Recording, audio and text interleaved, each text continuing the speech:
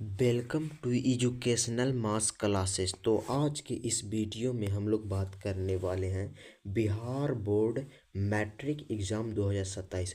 जो भी student Bihar board matric exam 2027 में देंगे उसके लिए यह वीडियो काफ़ी ज़्यादा महत्वपूर्ण है।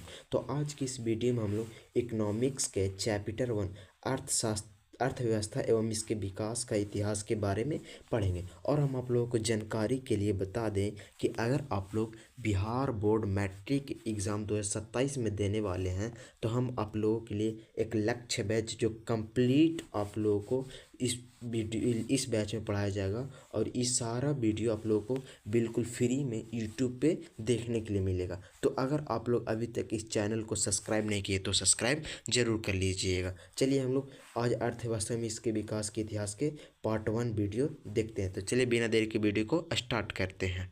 चैप्टर 1 इकोनॉमिक्स का अर्थव्यवस्था में इसके विकास का इतिहास के बारे में हम लोग पूरा कंप्लीटली जानकारी प्राप्त करते हैं। तो चलिए चलो हम स्टार्ट करते हैं। क्या बोल रहा, पहला बोल रहा है कि अर्थव्यवस्था किसे कहते हैं। क्या बोल रहा पहला कि अर्थव्यवस्था कहते हैं तो किसे कहते हैं। और देखते हैं हम लोग किसे कहते हैं अर्थव्यवस्था। तो अर्थव्यवस्था एक ऐसा तंत्र या ढांचा है। अर्थव्यवस्था एक ऐसा तंत्र या ढांचा है जिसके अंतर्गत विभिन्न प्रकार की आर्थिक क्रियाएं संपादित की जाती है। पूछेगा आप लोगों से बोर्ड एग्जाम में कि अर्थव्यवस्था किसे कहते हैं। तो अर्थव्यवस्था ऐसा एक तंत्र या ढांचा है जिसके अंतर्गत विभिन्न प्रकार के आर्थिक क्रियाएं संपादित किए जाते हैं। यानी जिसके अंतर्गत हम लोग बहुत सारे रुपया पैसा के बारे में हम लोग जानकारी प्राप्त करते हैं। यानी उससे के अंतर्गत हम लोग काम करते हैं, उसी को हम लोग अर्थव्यवस्था कहते हैं। तो जैसे में कौन कौन सा आ जाता है। तो जैसे में उद्योग, जिसमें कृषि, उद्योग, व्यापार, बैंकिंग, बीमा, परिवहन, संचार आदि, ये सब किसके अंतर्गत आते हैं। तो अर्थव्यवस्था के अंतर्गत आते हैं। ये न केवल वस्तुओं एवं सेवाओं का संपादित करते हैं बल्कि रोजगार के अवसर भी प्रदान करता है। यानी जो अर्थव्यवस्था है ना, जो अर्थव्यवस्था है जो केवल वस्तुओं एवं सेवाओं का संपादित नहीं करता बल्कि यह रोजगार भी देता है। क्या देता है, रोजगार भी देता, ताकि वे अपनी आवश्यकताओं को पूरी कर सके। उसी को हम लोग क्या बोलते हैं, अर्थव्यवस्था। अर्थव्यवस्था क्या, तो एक ऐसा तंत्र एवं ढांचा जिसके अंतर्गत विभिन्न प्रकार की आर्थिक क्रिया संपादित की जाती है। वे आर्थिक क्रिया कौन कौन से होते हैं। तो कृषि, उद्योग, व्यापार, बैंकिंग, बीमा एवं परिवहन, संचार जैसे आदि क्रियाएं आते हैं। अब हम लोग अगला देखते हैं, आर्थिक क्रियाएं किसे कहते हैं। आर्थिक क्रियाओं के बारे में पूछेगा तो आप क्या बताइएगा। तो आर्थिक क्रियाएं कि हमारी वे सभी क्रियाएं जिनसे हमें आय प्राप्त होती है उसे आर्थिक क्रिया कहते हैं। यानी जिससे हम लोग रुपया पैसा कमाते हैं उसी को हम लोग क्या बोलते हैं, आर्थिक क्रियाएं कहते हैं। आर्थिक क्रिया किसे कहते हैं, तो वे सभी क्रियाएं जिनसे हमें क्या प्राप्त होता है, आय प्राप्त होता है, उसी को हम लोग आर्थिक क्रियाएं कहते हैं। अलग अलग अर्थशास्त्रियों ने अर्थव्यवस्था का अलग अलग प्रकार से परिभाषा दिया है। यानी अब यहाँ पे हम लोग जो अर्थव्यवस्था का परिभाषा पढ़े हैं, जो अलग अलग जो शास्त्री अर्थशास्त्री आए हैं वो सब अलग अलग प्रकार के अपने परिभाषा दिए हैं। चलो सबसे पहले हम लोग देखते हैं किसके बारे में। तो आर्थर लेविस ने अर्थव्यवस्था के में क्या परिभाषा दी है। तो आर्थर लेविस के अनुसार, जैसे आर्थर लेविस ने के अनुसार क्या, तो अर्थव्यवस्था का अर्थ है कि किसी राष्ट्र के संपूर्ण व्यवहार से होता है। आर्थर लेविस ने क्या कहा कि अर्थव्यवस्था का अर्थ क्या होता है, तो किसी राष्ट्र के संपूर्ण व्यवहार से होता है। अर्थव्यवस्था का अर्थ क्या होता है, तो किसी राष्ट्र के संपूर्ण व्यवहार से होता है जिसके आधार पर मानवीय आवश्यकताओं की संतुष्टि के लिए वह अपने साधनों का प्रयोग करता है। आर्थर लेविस के अनुसार क्या परिभाषा, तो किसी राष्ट्र के संपूर्ण व्यवहार से होता है और जिसके आधार पर मानवीय आवश्यकताओं की संतुष्टि के लिए, यानी मानव अपनी इच्छाओं को पूरा करने के लिए अपने संसाधनों का प्रयोग करता है। यह परिभाषा किसने दिया है, तो आर्थर लेविस ने। हम लोग अगला देखते हैं, अगला किसने दिया था, अगला ब्राउन ने। ब्राउन का क्या परिभाषा, तो ब्राउन जी कहते हैं कि ब्राउन के अनुसार अर्थव्यवस्था आजीविका अर्जन की एक प्रणाली है। तब पूछेगा आजीविका अर्जन की एक प्रणाली है, यह परिभाषा किसने दिया था, तो ब्राउन ने दिया था। किसने दिया था, ब्राउन ने दिया था। दूसरे शब्दों में ब्राउन ने कहते हैं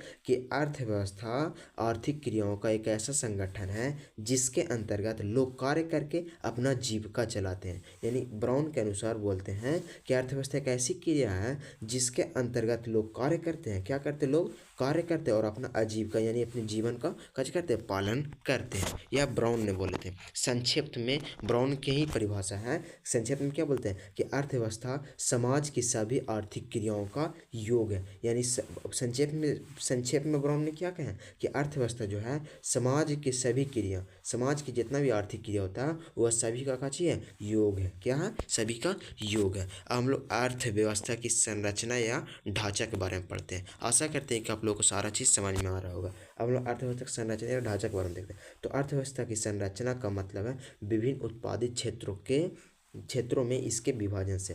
अर्थव्यवस्था का संरचना का मतलब क्या? तो विभिन्न उत्पादन क्षेत्रों में इसके काची से है तो विभाजन से। आर्थिक क्रियाओं के आधार पर अर्थव्यवस्था को 3 भागों में बांटा गया। पूछेगा आर्थिक क्रियाओं के आधार पर अर्थव्यवस्था कितने भागों में बांटा गया? तो 3 भागों में। पहला भाग कौन सा? प्राथमिक क्षेत्र, दूसरा द्वितीयक क्षेत्र, तीसरा तृतीयक क्षेत्र। आर्थिक क्रियाओं के आधार पर अर्थव्यवस्था कितने भागों में बांटा गया? 3 भागों में। तो कौन कौन सा? प्राथमिक क्षेत्र, द्वितीयक क्षेत्र और तृतीयक क्षेत्र में बांटा गया। हम लोग भारत की संरचना के बारे में पढ़ते हैं। भारत की संरचना, भारत को किस किस प्रकार से बांटा गया है? तो भारतीय अर्थव्यवस्था की संरचना क्या?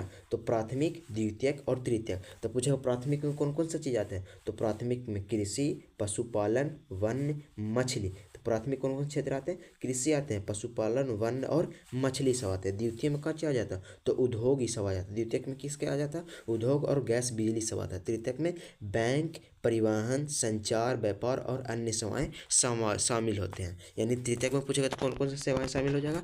बैंक, व्यापार और अन्य सेवाएं हो जाएगा। और द्वितीयक में जो हम लोग जो उद्योग में हो रहा था, तो उद्योग में लघु उद्योग, कुटीर उद्योग, लघु उद्योग, मध्यम उद्योग और बड़े उद्योग, ये सभी उद्योग किसमें शामिल होते हैं? तो द्वितीयक क्षेत्र में। तो आप लोगों से पूछेगा कि पशुपालन किस क्षेत्र के अंतर्गत आता है? तो प्राथमिक क्षेत्र के अंतर्गत। बैंकिंग किस क्षेत्र के अंतर्गत आता है? तृतीयक क्षेत्र के अंतर्गत। उद्योग किस क्षेत्र के अंतर्गत आता है? तो द्वितीयक क्षेत्र के अंतर्गत आता है। यहाँ से हर एक साल एक ऑब्जेक्टिव क्वेश्चन हमेशा पूछता है। तो आप लोग इस टॉपिक को एकदम माइंड में रख लीजिएगा, एकदम पूरा का पूरा अच्छा से याद कर लीजिए। चलिए अब हम लोग अगला देखते हैं। आगे क्या कह रहा कि अर्थव्यवस्था की संरचना से आप क्या समझते हैं? यानी क्वेश्चन यहाँ पे है कि अर्थव्यवस्था की संरचना से आप क्या समझते हैं? इसके कितने भाग होते हैं? भागों में बांटा गया। यानी अर्थव्यवस्था की संरचना जो है उसको कितने भागों में बांटा गया? यह 2015 और 2021 दोनों में पूछा हुआ क्वेश्चन है। तो अर्थव्यवस्था की संरचना का मतलब विभिन्न उत्पादन क्षेत्रों से। अर्थव्यवस्था की संरचना का मतलब क्या? तो विभिन्न उत्पादन क्षेत्रों के विभाजन से है। यह आर्थिक क्रियाओं के आधार पर अर्थव्यवस्था को 3 भागों में बांटा गया। अभी हम लोग ऊपर में पढ़ के आ चुके हैं। तो आर्थिक क्रियाओं के आधार पर अर्थव्यवस्था कितने भागों में बांटा गया? 3 भागों में। सबसे पहला भाग देखते हैं। पहला भाग क्या बोलता है? पहला भाग में हम लोग देखे हैं कि प्राथमिक क्षेत्र। प्राथमिक क्षेत्र में तो प्राथमिक क्षेत्र को कृषि क्षेत्र भी कहा जाता है। तो पूछेगा कि अर्थव्यवस्था के प्रथम भाग को क्या बोला जाता? तो उसे कृषि क्षेत्र भी बोला जाता। क्या बोला जाता? कृषि क्षेत्र भी बोला जाता। इसके अंतर्गत कृषि, पशुपालन, मछली पालन, जंगलों से वस्तुओं का प्राप्त करना जैसे व्यवसाय आते हैं। तो प्राथमिक क्षेत्र में कौन कौन से व्यवसाय आते हैं? तो कृषि आते हैं, पशुपालन आते हैं, मछली पालन आते हैं, जंगलों से वस्तुओं प्राप्त करने जैसे व्यवसाय, ये सब आते रहते हैं। किस में आते हैं? तो प्राथमिक क्षेत्र में। प्राथमिक क्षेत्र को किस नाम जाना जाता? तो कृषि क्षेत्र के नाम से जाना जाता है। हम लोग द्वितीयक क्षेत्र देखते हैं। द्वितीयक क्षेत्र क्या कहता?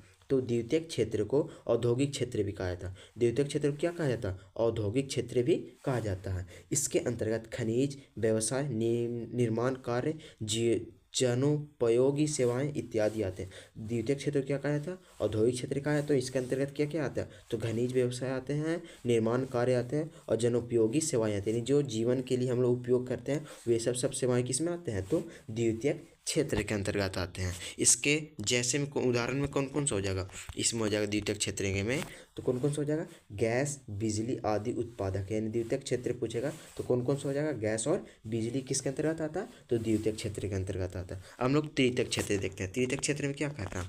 तृतीयक क्षेत्र बोलता है कि तृतीयक क्षेत्र का सेवा क्षेत्र भी कहा जाता है। तृतीयक क्षेत्र को क्या कहा जाता है? तो सेवा क्षेत्र भी कहा जाता है। तृतीयक क्षेत्र को क्या कहा जाता है? सेवा क्षेत्र भी कहा जाता है। इसके अंतर्गत बैंक, बीमा, परिवहन, संचार एवं व्यापार आदि क्रियाएं सम्मिलित होते हैं। इसके अंतर्गत क्या क्या सम्मिलित होते हैं? तो बैंक सम्मिलित होता है, बीमा सम्मिलित होते हैं, परिवहन, संचार, व्यापार, इस सब आदि क्रियाएं सब क्या होते हैं? सम्मिलित होते हैं। किसमें? तो तृतीयक क्षेत्र में। ये क्रियाएं प्राथमिक एवं द्वितीयक क्षेत्र की सहायता प्रदान करती है। ये जो तृतीयक क्षेत्र है वो प्राथमिक और द्वितीयक को दोनों का क्या प्रदान करता है, तो सहायता प्रदान करता है। क्या प्रदान करता है, सहायता प्रदान करता है। तो पूछेगा प्राथमिक और द्वितीयक क्षेत्र को सहायता कौन सा क्षेत्र प्रदान करता है, तो तृतीयक क्षेत्र। क्या कौन सा क्षेत्र, तृतीयक क्षेत्र। और तृतीयक क्षेत्र किस नाम से जाना जाता है, तो सेवा क्षेत्र के नाम से जाना जाता है। तृतीय क्षेत्र किस नाम से जाना जाता है, सेवा क्षेत्र के नाम से जाना जाता है। आशा करते हैं कि आप लोगों को तीनों के तीनों समझ में आया होगा। अब हम लोग देखते हैं कि राष्ट्रीय आय में विभिन्न देशों का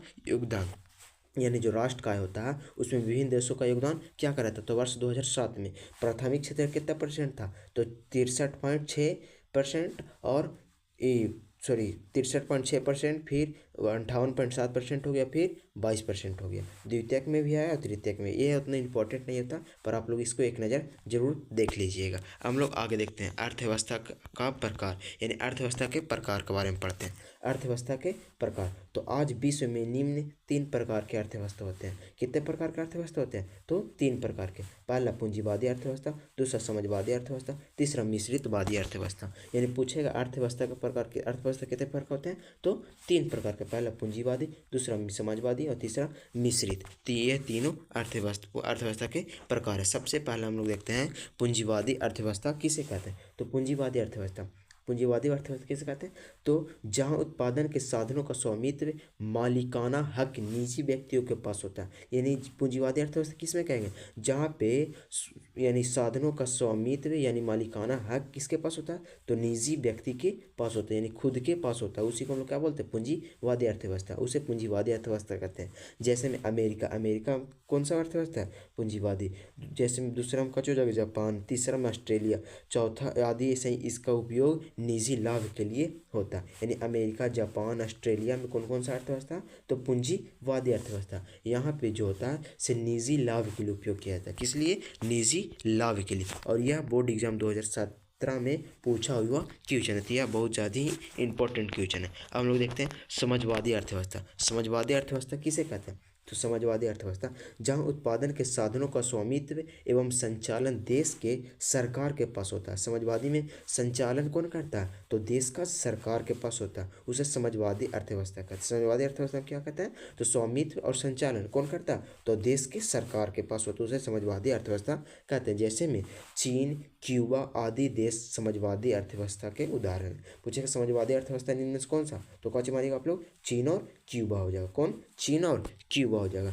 इसका उपयोग समाज कल्याण के लिए किया जाता है। यानी समाजवादी अर्थव्यवस्था में होता है, इसका उपयोग किस लिए किया जाता है, तो समाज को कल्याण करने के लिए किया जाता है। किसके लिए, समाज कल्याण के लिए। अब हम लोग तीसरा देखते हैं मिश्रित अर्थव्यवस्था। मिश्रित अर्थव्यवस्था में क्या कहता है, तो मिश्रित अर्थव्यवस्था पूंजीवादी तथा समाजवादी का मिश्रण होता है। पूंजीवादी तथा समाजवादी का क्या होता है, मिश्रण होता है। उसी को हम लोग क्या कहते हैं, मिश्रित अर्थव्यवस्था कहते हैं। हम लोग आगे देखते हैं, आगे में क्या कहता है, पूंजीवादी और समाजवादी का चाहिए मिश्रण। इसमें उत्पादन के साधनों का स्वामित्व सरकार तथा निजी व्यक्तियों के पास होता था। यानी इसमें जो होता है उत्पादन के साधन किसके पास होता है, तो सरकार कहाँ चले गए, सरकार और निजी व्यक्तियों के पास होता है। किसके, सरकार और निजी व्यक्तियों के पास होता है। मिश्रित अर्थव्यवस्था में उत्पादन का साधन किसके पास होता है, सरकार और निजी व्यक्तियों के पास होता है। आशा करते हैं कि आप लोगों को सारा के सारा समझ में आ रहा होगा। अब हम लोग अगला देखते हैं। अगला में क्या बोला कि मिश्रित अर्थव्यवस्था की मुख्य विशेषताएं को लिखे, यानी मिश्रित अर्थव्यवस्था की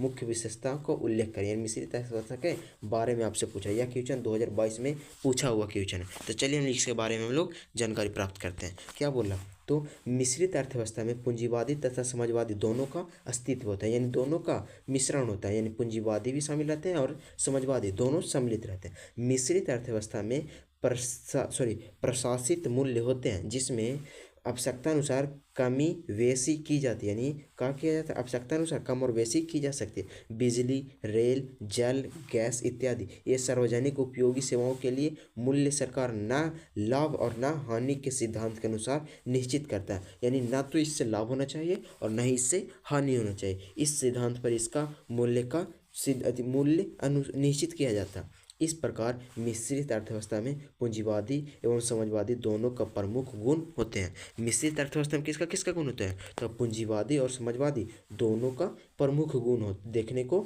मिलते हैं। भारत जैसे देश मिश्रित अर्थव्यवस्था को अपनाया, यानी पूछेगा भारत कैसी अर्थव्यवस्था, तो भारत में एक मिश्रित अर्थव्यवस्था। भारत में कैसी अर्थव्यवस्था? मिश्रित अर्थव्यवस्था। आशा करते हैं कि आप लोगों को सारा का सारा चीज़ समझ में आया हो। अगर आप लोग अभी तक इस वीडियो को लाइक नहीं किया तो लाइक जरूर कर लीजिएगा, और इस वीडियो का PDF अगर आप लोग बिल्कुल फ्री में लेना चाहते हैं तो वीडियो को डिस्क्रिप्शन में लिंक पे क्लिक करके आप लोग इस वीडियो का PDF बिल्कुल फ्री में डाउनलोड कर सकते हैं। आशा करते हैं कि आप लोग को सारा का सारा समझ में आया होगा। और तो चलिए मिलते हैं आप लोग हम नेक्स्ट क्लास में। अगर आप लोग अभी तक इसको लाइक नहीं किया तो लाइक जरूर कर दीजिएगा, और इस वीडियो का लिंक अपने दोस्त के पास शेयर जरूर कीजिएगा, और हम ऐसे ही वीडियो देखने के लिए हमारे चैनल को सब्सक्राइब करना ना भूलिएगा। मिलते हैं अगले वीडियो में, तब तक के लिए जय हिंद, धन्यवाद।